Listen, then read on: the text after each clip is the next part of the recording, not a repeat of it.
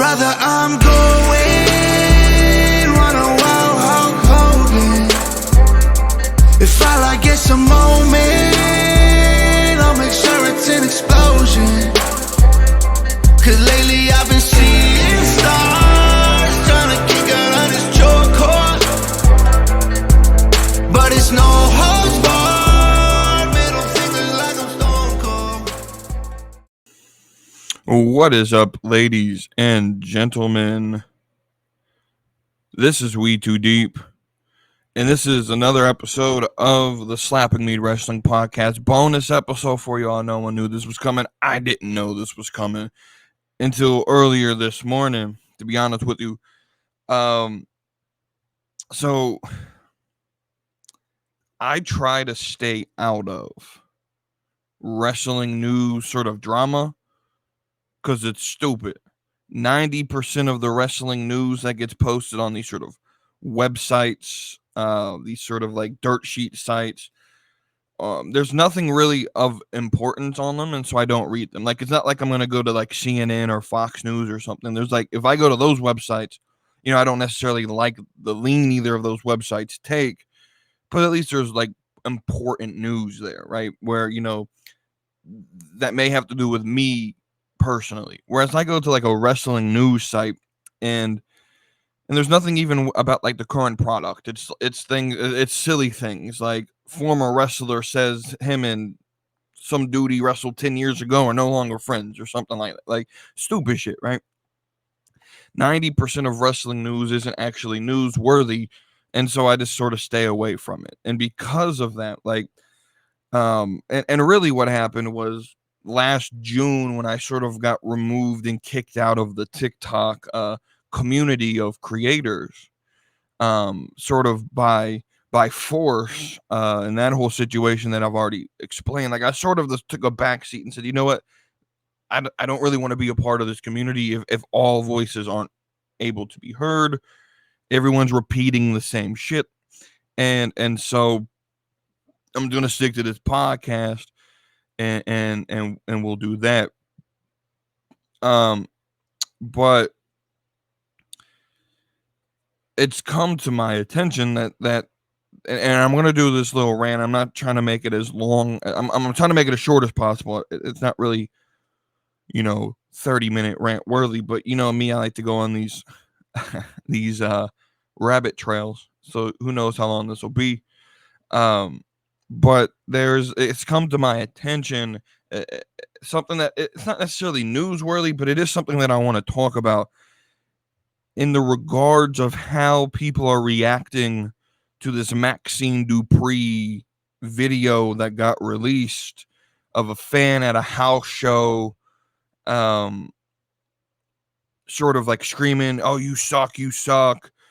I've never actually seen the video. I don't necessarily care enough, but because I don't care about the video, I care about the reaction. I care about the conversation around the video, right? Because I do have an opinion on this, and I will address that in a minute. But where it really comes down, so I think there's, from what I've seen, which isn't a lot, but from what I've seen, there's like 3 segments of or 3 sort of positions that have been taken.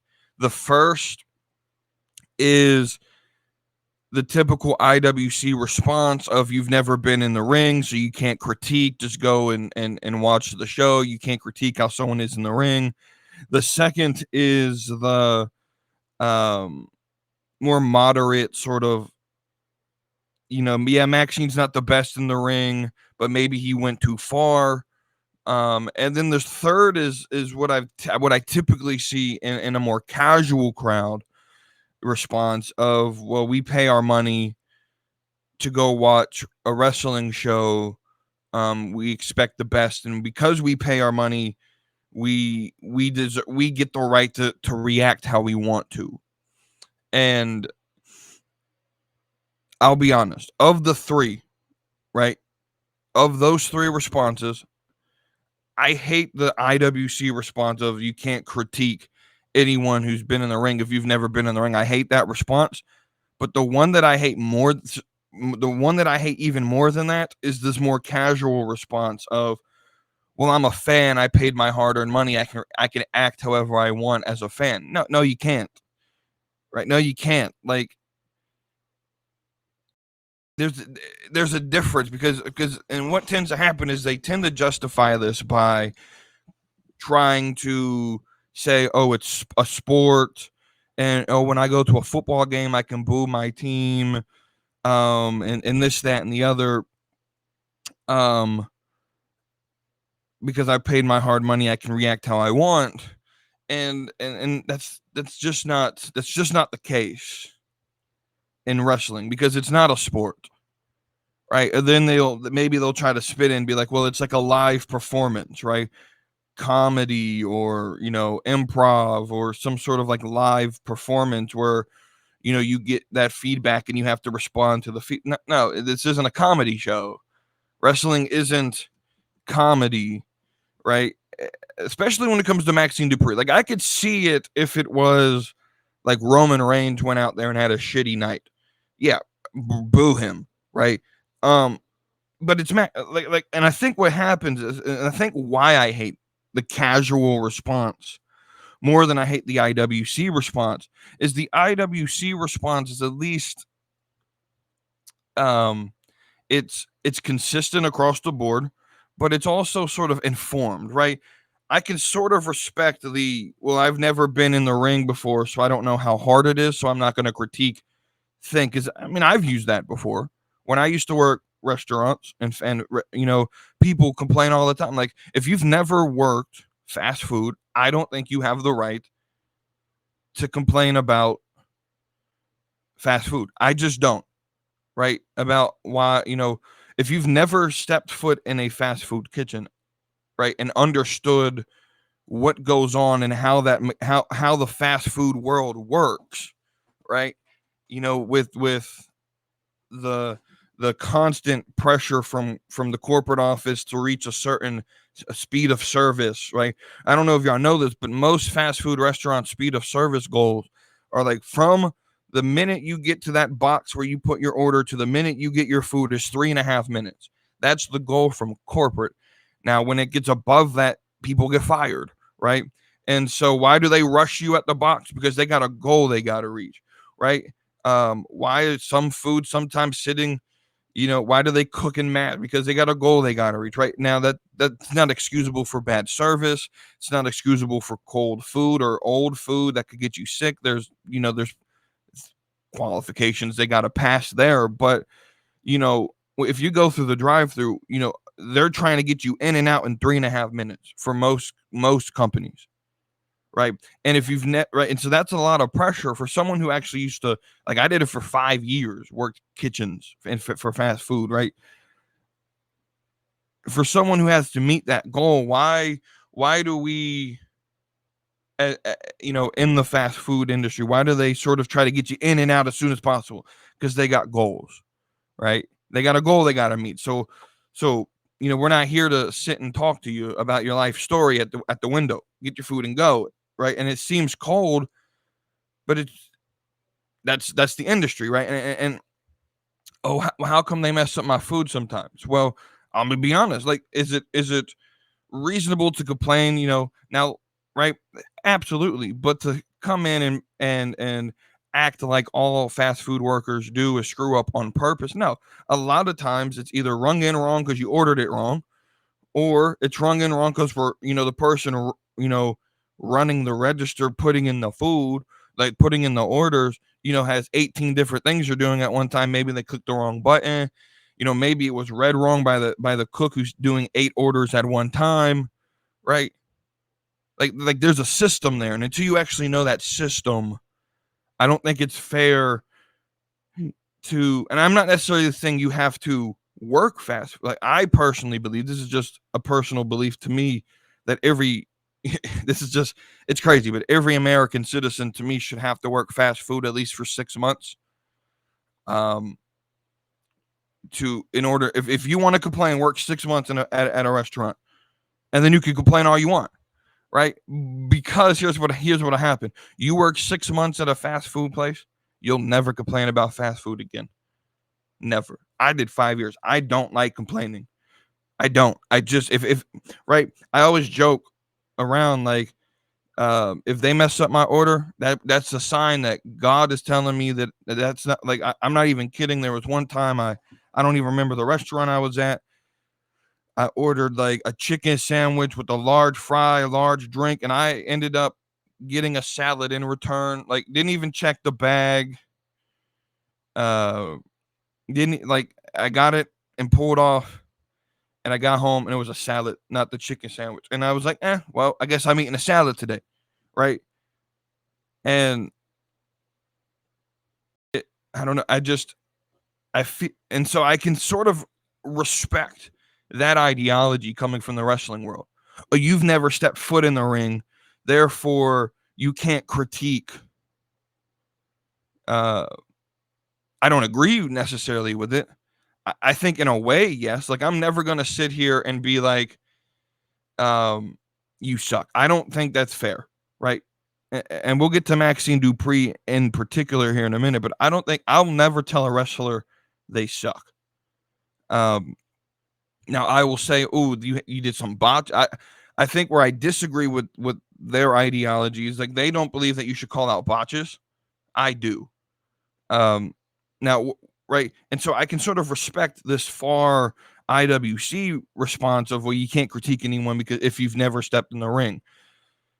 My favorite of the three responses is the more moderate, like, yeah, she struggles in the ring. There's room for improvement there, but the dude went too far. And the one that I hate the most is actually the casual response of, well, I paid my money. I can act however I want here because it's my no, that's not how it works. That's not how it works anywhere in any industry. Right? Again, in the fast food industry, right? If I buy food, right, and I pay a restaurant to eat at their restaurant, just because you pay your money to be there, you still got to act accordingly to the rules of the facility. Right? There's unwritten rules about how to act in a restaurant, right? If I go to an NFL game, just because you paid your money does not mean that you get to be belligerent and you know flash fans and run onto the field. Like there's rules to it, right? If you go to a wrestling event, you're paying your money to be a part of the event, abiding by the unwritten rules of wrestling events, right? You cheer, you boo, and I'm not even going to be as strict as I typically am. Boo them. Like if you don't like them, boo them, sure. But that doesn't give you the free will, the free ability, the right to sit there and throw shots at a person that you're paying to see. Like they're literally putting on a show for you, right? Like we all sit and laugh. Like they want to compare it to comedy, but let's compare it to comedy, right? I saw a clip. I forgot what comedian was on TikTok, where someone walked out of his show and basically made a big scene about, that's not funny. It's not something you should joke about. Blah, blah, blah, like big Karen energy, and walked out of the show and bitched the entire way out of the show, right? And he posts that clip, and the response that should be having is, well, that's a bad audience member, right? His joke was funny. She didn't understand the rules of the show she was at, right? When you go to a comedy show, you got to understand. You sit front row, you're getting made fun of, right? You go to a comedy show, you're probably going to hear some offensive material, right? And when you pay your money, you're agreeing to abide by those rules. Same thing with the wrestling show. When you pay your money, you're agreeing to abide. Like WWE has now done a lot of indie. I know AEW does it, and I know a lot of indie shows are even doing it now, where before the show starts, the lights will go down, and there's like a video that plays with the announcement, something similar of like, WWE thanks you for coming to our show. Please abide by these rules. You know, if you see something suspicious, report it. No throwing of items at the wrestlers or at anyone in the crowd.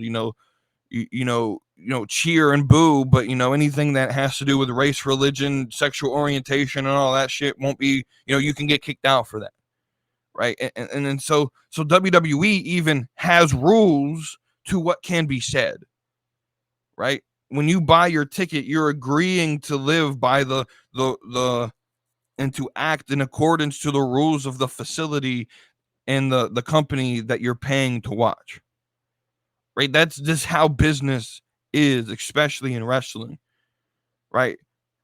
And I don't believe anyone has the right to tell another worker you suck. Let's get it into specifics when it comes to Maxine Dupri, because I think people are sort of siding with this fan because I'll be honest, Maxine, I'm not going to say she sucks.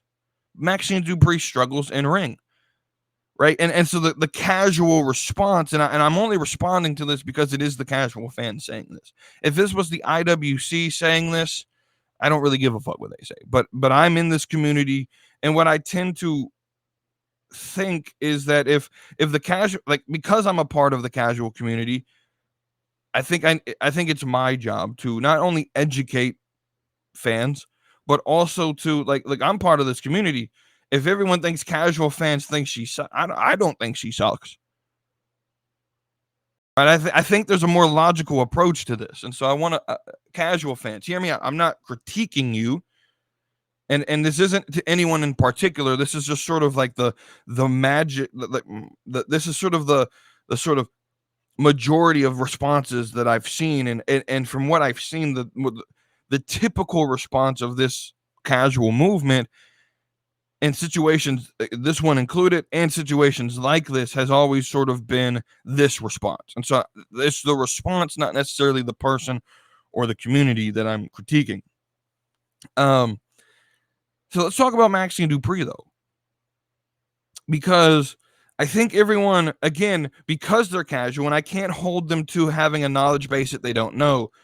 But I think a lot of this response comes out of a place of ignorance, right? Because the response is, well, there's already a developmental system in NXT, and she skipped that line, this, that, and they don't actually have knowledge of who Maxine Dupri is.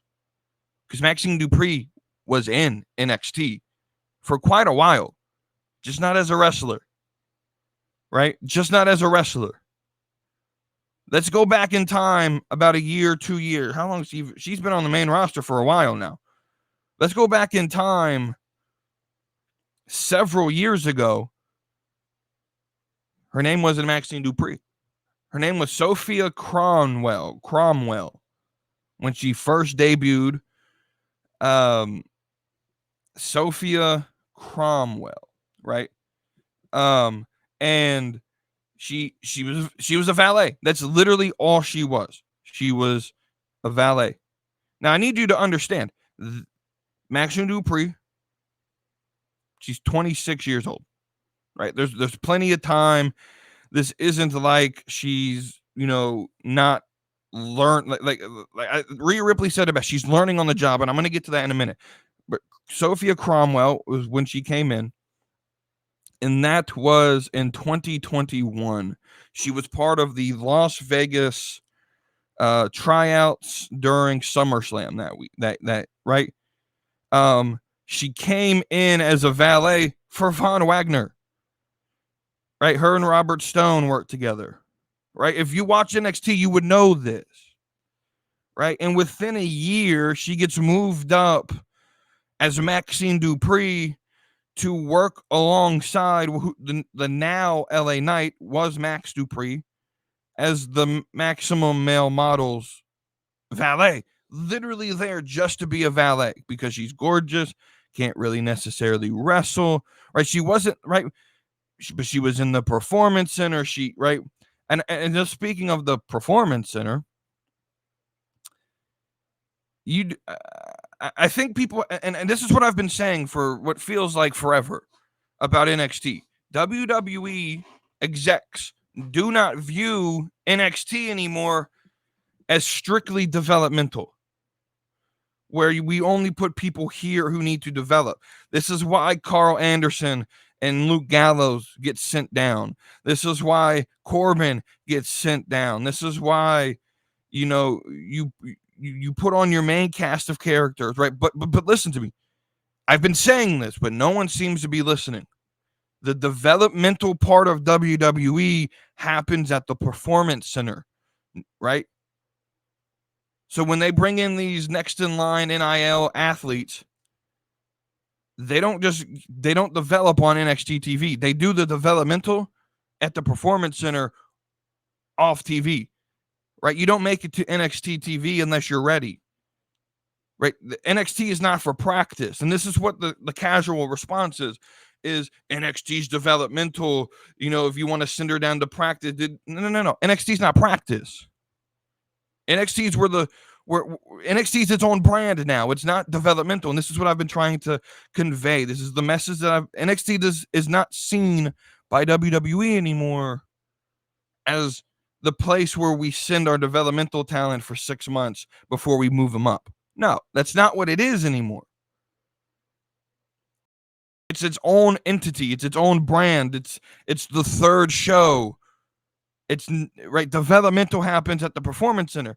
And I don't mean to be like facetious when I say this, but every WWE employee has access to the Performance Center. So this idea that she needs to get sent to NXT, no, she's done her run there as a valet. She's on the main roster, if we want to call it that, right? She's on Raw. She started as a valet with Maximum Male Models, transitioned, got very popular with Otis and Alpha Academy and all of that. Got very popular.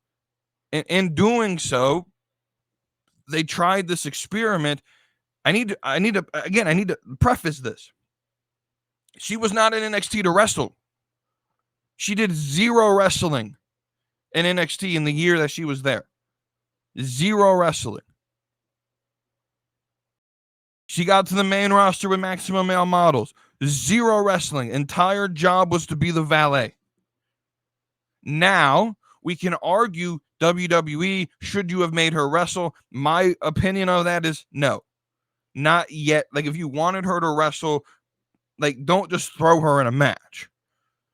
Right? But my assumption would be that along the way, if they knew this was where they wanted to go and they wanted to test this experiment, that she was in the Performance Center. And this is why I've always pushed for Tony Khan and AEW to build something similar to the Performance Center, because she's on TV on Mondays with Raw, right? And she's not on TV again till the next Raw. So what do? Tuesday, Wednesday, Thursday, Friday? Hey, Maxine, Tuesday, Wednesday, Thursday, Friday, we need you at the Performance Center. It's that simple. That's where WWE should put her. Hey, we're going to have you on Raw on Monday. The rest of the week, we need you in Orlando at the Performance Center. And then we're going to put you on the road on Saturday. And you're going to go do the house shows. Because then the casual response is, well, we pay our hard-earned money to go to these house shows, and I need to speak on this. If you go to a house show, please, maybe you'll get Cody Rhodes, maybe you'll get Drew McIntyre, but don't expect like the top of the top. The house shows are exactly what they are used for. They are practice for future stories. If you've never been to a WWE live house show, not a Raw, not a SmackDown, just a house show, that's where they throw ideas and get people to build chemistry. It's where Maxine Dupri and Valhalla can fight before they put it on TV. So that's exactly what it is. It is practice. The Saturday night, Sunday night shows are exactly that. They are practice. Maxine doesn't need to go down to NXT. There's no place for her there. There's no place for her there. What she does need is to not wrestle on Monday Night Raw, to wrestle at these house shows, to get the practice, and then to spend Tuesday through Friday at the Performance Center gaining reps in the ring. Or WWE can make the decision to say, hey, Maxine, we tried this experiment. We don't think it's necessarily working right now. We're going to put it on halt until we can train you better. We're just going to have you be a valet on TV. But there's nothing wrong with her going at a house show and putting on a match. That's where she gets her reps. Because as much as you want her, as much as she can do the idea of going to the performance center, until she's in front of a live crowd, the practice, like that is practice for her. Right. And so she shouldn't be wrestling on Mondays, but there's nothing wrong with her wrestling on a Saturday night house show, because that's the only other place for her to wrestle. Putting her on NXT does her no benefit unless she's right. Put her in the performance center 4 days a week, put her on a house show on Saturday, and then she's a valet on Monday. Right? We don't need to make these drastic changes, right? And for anyone saying that, there's no reason, like Taria's come to her defense. I think Becky's come to her defense. A lot of the women have come to her defense, and I'm going to come to her defense. There's no reason for any fan in the world to tell a wrestler that she sucks. There's just no reason for that. Right? There's just no reason for that. Unless the character, like if Roman Reigns walked by and we're like, oh, you suck. Well, yeah, because that's the character. John Cena comes out, we scream, John Cena suck, because that's what you do. Right? But this felt more personal.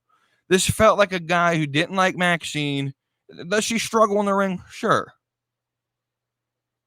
How is she going to learn unless she does these house shows? Because putting her on NXT on Tuesdays in front of a live crowd where she still can't, that doesn't help her.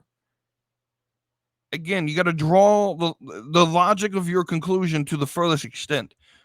Right? And I feel like anytime there's someone who struggles on Raw or SmackDown, the casual response is, we don't like them, send them to NXT. And that, there's no room there. There's no room on NXT. There is no room on NXT's roster right now. There's just no room for them. I'm going to read out, especially in the women's roster, since we're going to make this specific to Maxine. I'm going to read out the current NXT women's roster for you, and you tell me where Maxine fits.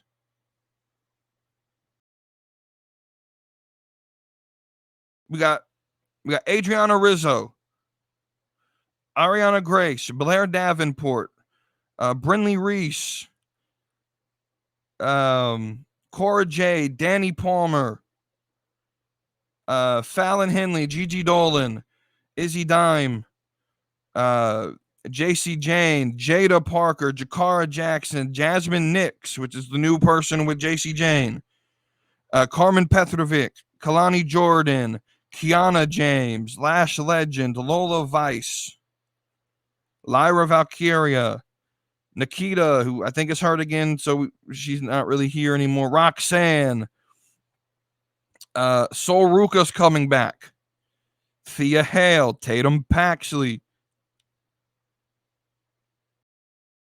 Now tell me where does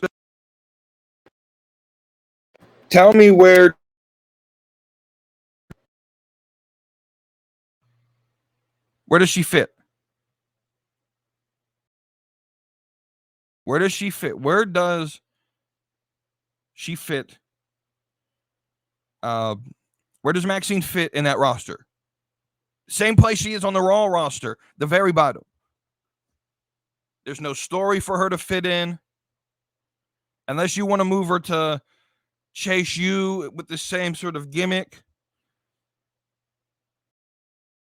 But even then, like, Chase U has its own story.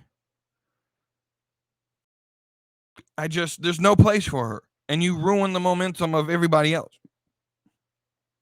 And I didn't even mention people like Kaya Saint and I think it's Carly Bright, like, who just got there, who just signed, and they're basically just being used as background characters right now.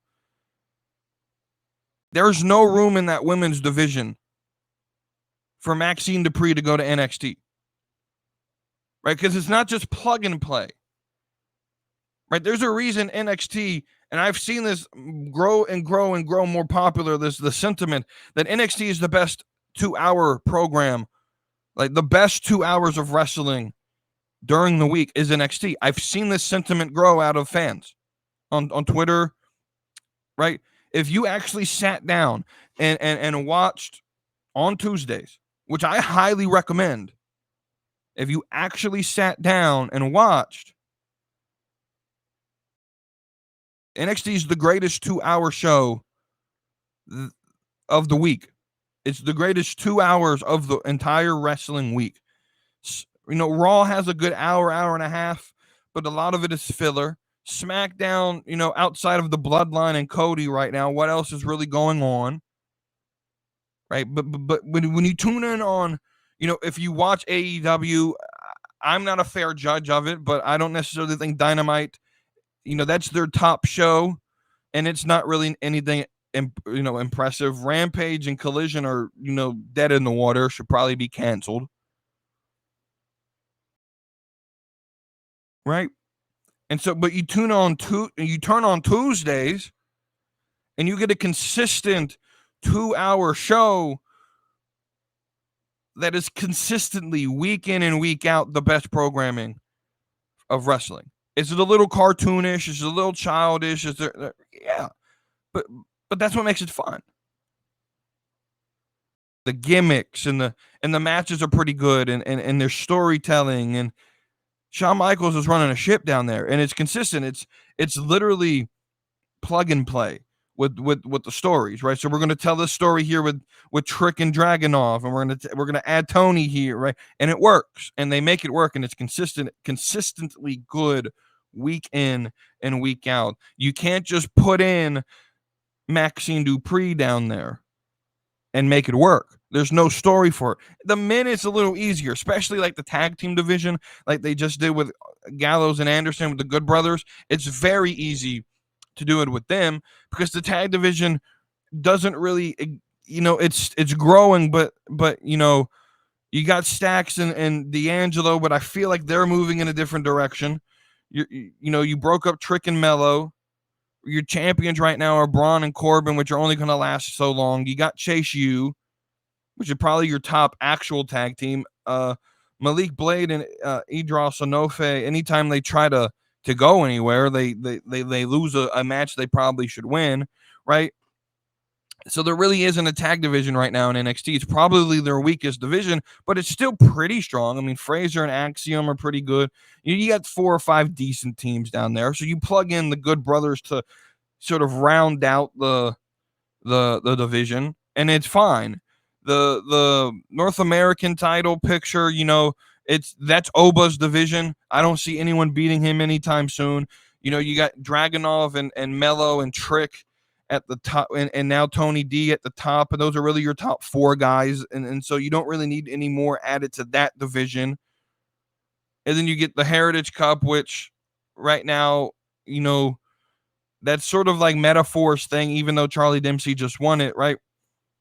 And then you just added Sean Spears and Lexus King, and so the men's division is getting kind of full for those titles, but there's more titles to fight for, right? If NXT had like a secondary women's championship, then maybe you could throw Maxine down there and try to grow her. But the women on NXT right now only have one thing to fight for, and there's, if you ask me right now, I'm going to go back up this roster, and I'm going to tell you, I'm going to name all the names of wrestlers I believe could technically have decent runs based on the character they have at the NXT Women's Champion. Thea Hale, Sol Ruca, Roxanne Perez, Lyra, of course, is already champion. Lola Vice. I think they've built the hell out of Lash Legend right now to where I think even she could possibly hold this.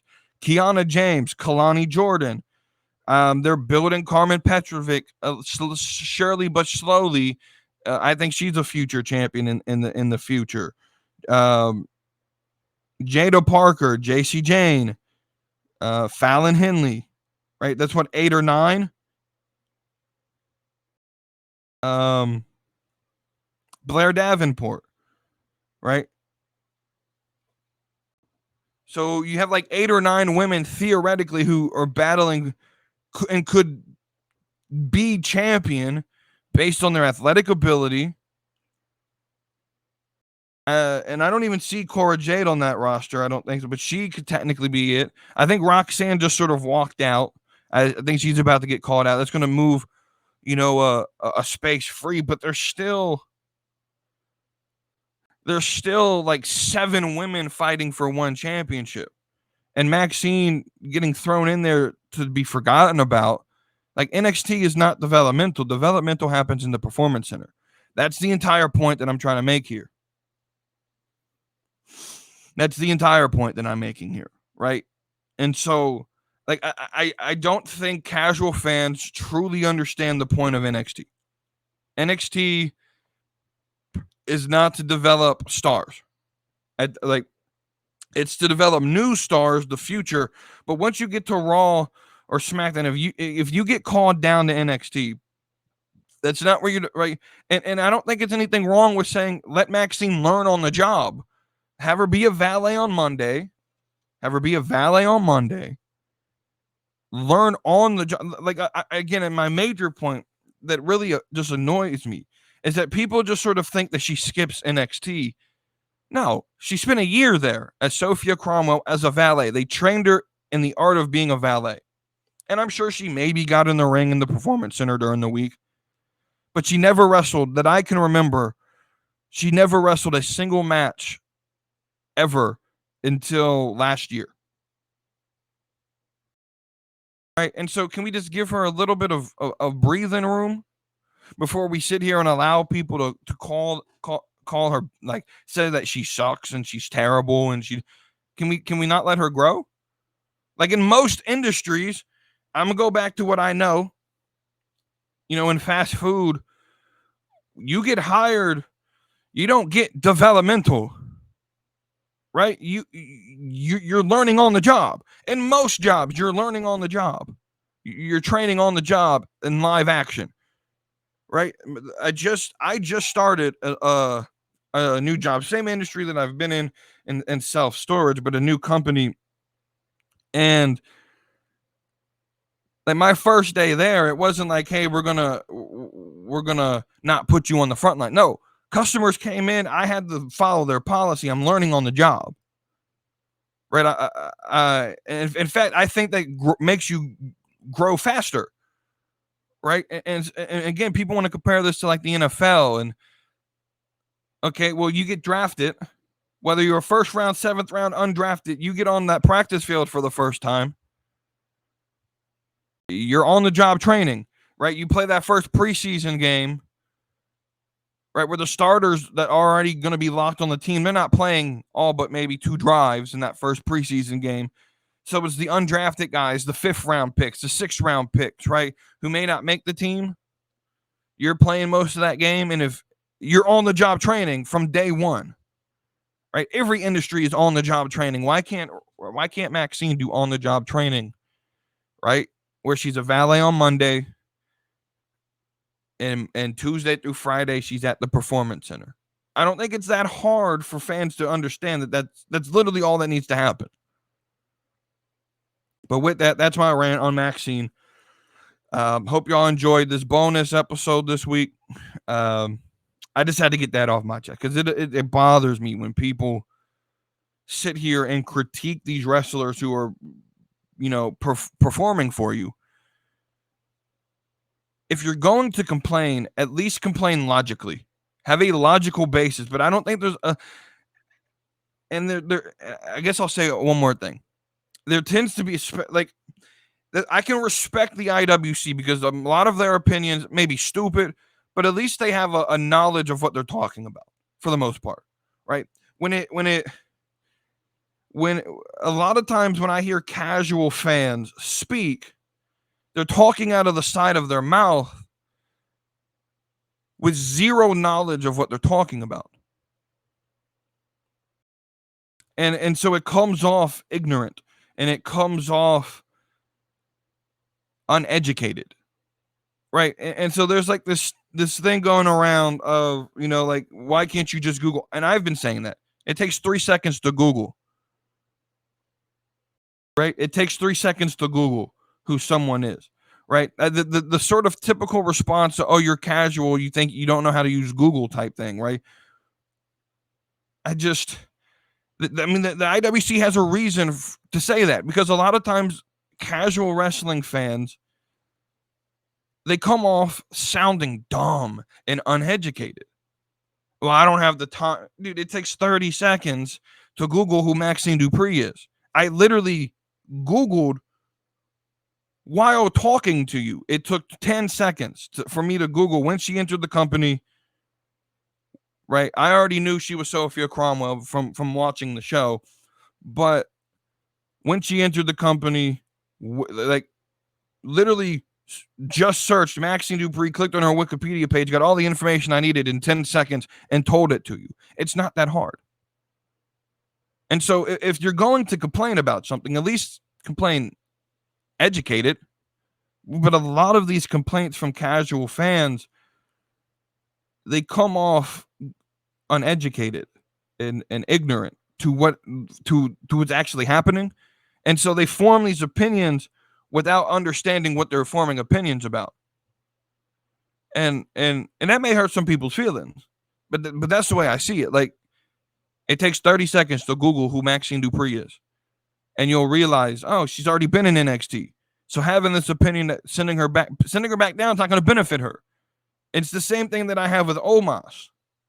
Sending her back down right now when NXT is the best it's ever been, with storylines, you can't just plug and play these new people in these stories if you're going to have to practice with them.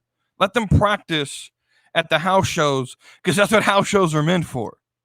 House shows aren't meant to be Monday Night Raw or Friday Night SmackDown. House shows are meant to be 4 or 5 matches where like the first 3 are like your mid-card guys who are just there just there to put on a show, because they right, and maybe they show the producers that they could get on TV, or then a main event match that's just 2 crowd favorites, but a lot of it is just pairing people together to get chemistry to practice for Raw and SmackDown. That's literally all these house shows are, and it comes off ignorant if you believe anything different. Right? You're never going to see Roman Reigns at a house show in the middle of October. Right? You may see him towards Mania season. He may show up, but Roman's not going to sit. I mean, he's not. Right? Cody may, Drew may. Right? But this is where Cedric Alexander performs. This is where, the bottom sort of mid-card guys get on and get their shine. Ricochet is going to do a match at a house show. And they're going to be fun, entertaining matches. And maybe you get Rhea Ripley once a week or once a month at a house show. But, don't expect Rhea Ripley versus, if Rhea Ripley's in a match, it's to build towards her next opponent, right? That's literally what house shows have been built for. That's what they're designed to do. It's the same card on Saturday each week for a month to build towards the PLE, so that you have chemistry when you enter the ring at the PLE. All house shows are for are practice. That's what they are. And so with that, Maxine, keep doing your thing, boo. Keep doing your thing. She's one of the most over people. Right? When she jumps onto the scene, right, onto the screen, she's over. She's over with the fans, the people back. Do your thing, boo. Don't let the haters hate. And don't let the haters hate get to you. They're going to hate no matter what. Do your thing. I want to say, look, Rhea, Becky, anyone else who's taken up for her, I appreciate it. As a fan, I appreciate it. Because I would hope that if I was an employee and I'm getting unjustly critiqued by somebody, that I would have coworkers that would stand up for me and say, nah, man, just let them hate. Y'all don't deserve to do, Maxine does not deserve to be put through that. Right? And you could say, oh, it's, this is the most 2024 take ever. No. At some point, we got to stop living like the 90s were acceptable. 90s wrestling was not how 90s wrestling fans treated how 70s and 80s and 90s wrestling fans treated the performers was not acceptable. throwing chairs and spitting and calling them. That's not acceptable behavior for any normal human being to do.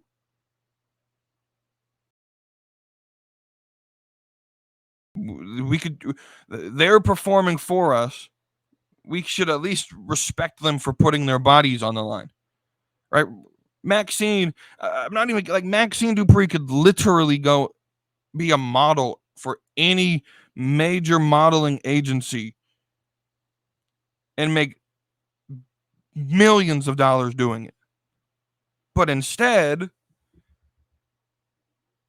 she's putting her body on the line for people who are going to say is she the best in the ring? No. But that doesn't give anybody the right to say she's bad at her job. She's literally only wrestled in matches for 6 months. You weren't the best at your job 6 months in. It took time.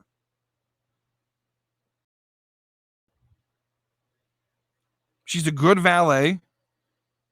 And on the occasion she gets in the ring, she does a good job for the most part. Is she the best? Absolutely not. But can we not say the same thing? And this may hurt some other fans' feelings, but I don't necessarily think Liv Morgan's the greatest thing in the ring. But no one seems to want to send her back to NXT. I don't get this. I don't get that reasoning. She didn't skip over NXT, man.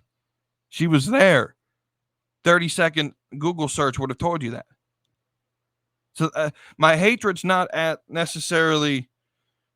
It's more at the response. It's more at the response of casual fans. We got to do better. If we're, and this is why I say fandom is a spectrum, right? If you're gonna live under a rock, here's what I say: live under that rock, live peacefully under that rock, but don't poke your head out of the rock and try to put your opinion into something, and then it just be completely ignorant because you live under a rock. If you're gonna voice your opinion, get up out from under that rock that you're living under, get educated about it, and then speak. Because if you don't do that, you come off ignorant and you ruin it for the whole community. Casual fans, it's okay to be casual and not care about the ins and outs, like the marks, and still be educated, right? It's not an excuse anymore to say, well, I'm a casual fan, I don't know what's going on. No. 30 seconds, dude. 30 seconds to Google search it. Y'all do it for any. If I were to tell you that Wendy's just released a new product, you would search Wendy's new product, and right. Why can't you do the same thing for wrestling? I just don't get it. I don't. Someone explain it to me. Thank y'all for watching. I didn't mean to make this 40 something minutes, but I hope you guys appreciate it. Bonus episode for you. Before we leave, go to junkyardmediagroup.com. You see this QR code in the bottom. Still haven't figured out how to do this. The bottom corner right there. Scan that. The link's also in the description. And that will take you to the WWE shop through our link here from the Slap of Me Wrestling podcast. Help us get some support by buying your merch from that link. It is WrestleMania season. There may be some good discounts. I haven't really paid attention to their shop all that much, to be honest. But go get your belts. Go get your t-shirts. You got a son or daughter whose birthday is coming up. Go buy them a gift. You got a family member who wants some new t-shirts. Go buy from that link. Support me and Wavy D here. And speaking of Wavy D, when he's back on with us on Tuesday, we're going to have a very, very interesting episode of the Slap of Me Wrestler podcast on Tuesday. We're going to do questions in Thirsty Tuesday, like always. But the rest of the show prior to that is going to be me playing in context this 10-minute rant from Junkyard James that he made last night on Beyond the Junkyard. I'm going to take that 10-minute clip, I'm going to play it in full. And then me and Wavy D are going to respond to it. And that's going to be the episode. It may not be the most entertaining episode, but it is going to be. Yeah, I think we can make it entertaining. I think the rant that he made does need responding to, and this is the best way to do it. I don't think he could add anything new to the conversation. He basically explained everything. And so that's coming up on Tuesday. Again, junkyardmediagroup.com. Go listen to Beyond the Junkyard podcast as well. And with that, I'll see you guys on Tuesday. With me and Wavy D here. And until then, y'all have a great rest of your week and weekend. And I'll see y'all on Tuesday. Brother, I'm going run a wild Hulk Hogan. If all I get's a moment, I'll make sure it's an explosion. 'Cause lately I've been seeing stars, trying to kick out of this chokehold. But it's no